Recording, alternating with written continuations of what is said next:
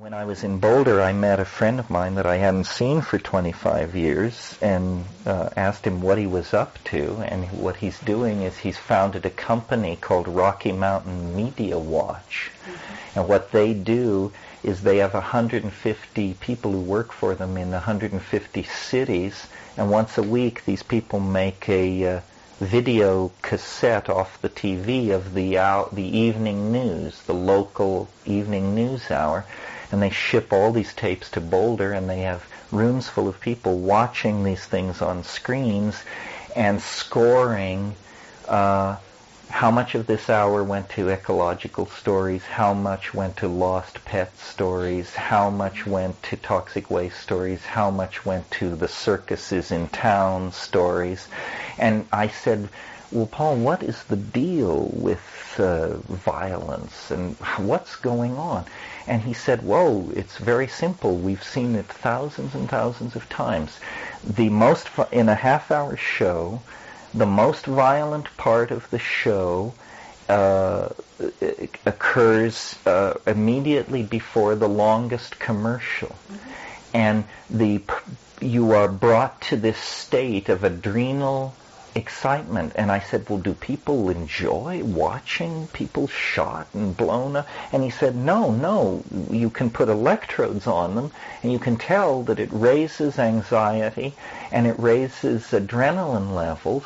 But he said the whole point is then you cut to the commercial, you bring on images of sexuality, of flesh, of soft music, and of the product. And the product then becomes associated with security. It's all about, look at this horrible death, manglement, horror, now, and this wonderful soap which will give you social confidence and make your hair shiny and your underarms inoffensive.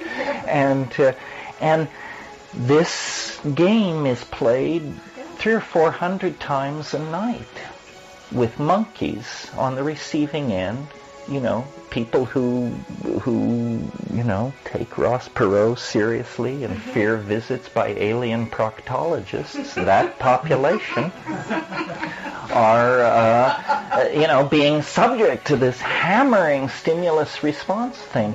Well, it's no wonder that people are just totally clueless.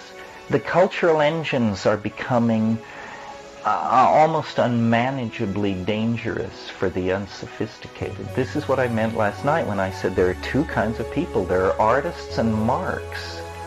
Not in a tone of superiority, we're the artists and we're on the inside and so we're immune, and the marks, fuck them, they're all lost souls. No, every one of us every day is tested to see, are you an artist or are you a mark? In this moment, are you an artist or are you a mark? In this situation, are you an artist or are you a mark? And, everybody tumbles both ways several times a day.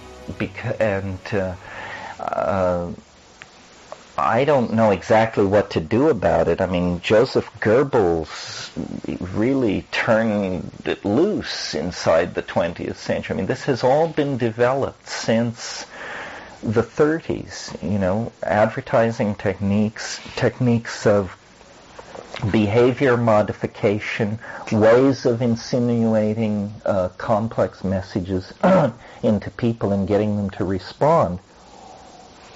The antidote is,